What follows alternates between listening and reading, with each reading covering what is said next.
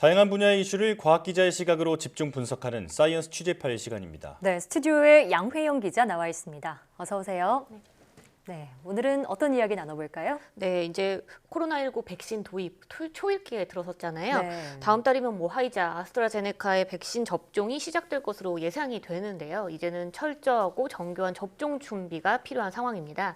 이 백신 접종과 관련해서 우리의 준비 사항은 어떤지 짚어보겠습니다. 네. 예. 일단 코백스 퍼실리티를 통해서 화이자 백신 5만 명분이 가장 먼저 들어올 것으로 예상이 되는데 화이자 백신은 영하 70도의 콜드체인 유통이 필수적이라고 알려졌잖아요. 네. 자, 국내에서 유일하게 영하 80도의 초저온을 유지할 수 있는 물류 창고가 있다고 들었는데 양효영 기자가 직접 다녀오셨죠? 네, 맞습니다. 이 경기도 평택시에 위치했는데요. 국내 네. 유일의 초저온 물류 창고에 제가 직접 다녀왔습니다.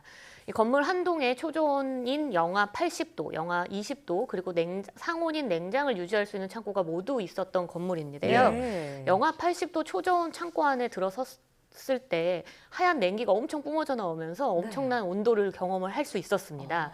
이 방한복이 없다면 1분 이상 서 있는 것도 힘들고 방한복 입고도 물론 힘들었고요.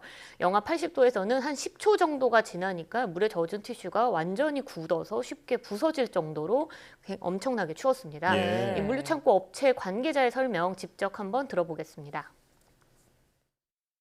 국내 500평 정도 초저온 물류센터는 없는 걸로 알고 있고 저희가 갖고 있는 물류센터는 초대형 물류센터로서 국내에 반입하고 있는 모든 백신을 한꺼번에 통합 보관할 수 있는 최대 물류센터라고 생각합니다.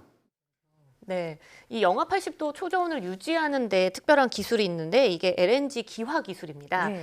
영하 162도의 액화 천연가스 LNG죠. 이 LNG가 기체로 변할 때 생기는 이 냉기가 있는데요.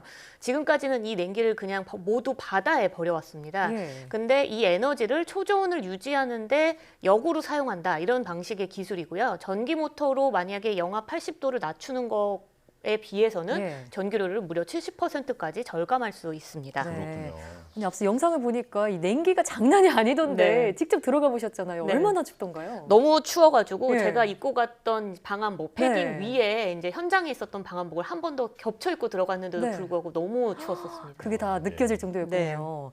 네, 저희가 정말 지난해 독감 백신 사태에서 보듯이 보관할 때뿐만이 아니라 배송 중에도 이렇게 온도 유지가 정말 중요하잖아요.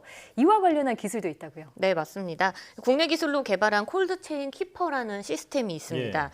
이 시스템은요, 실시간으로 온도는 물론이고요, 위치랑 습도, 진동, 조도 등 이 다양한 기능들이 이제 모니터링이 가능한데요. 네. 지금처럼 온도가 잘못됐을 때는 이제 운전자한테 이렇게 문자 메시지가 갈 수 있습니다. 관리자도 물론이고 운송 담당자한테도 문자가 가고요.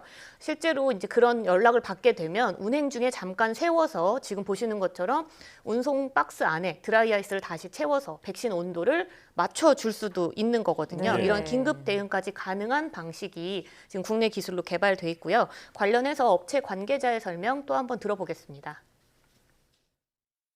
기존의 그 차량, 그러니까 냉장 차량, 냉동 차량 내부에다가 이 콜드체인 키퍼라는 제품을 설치를 해서 현재 운행을 하고 있습니다.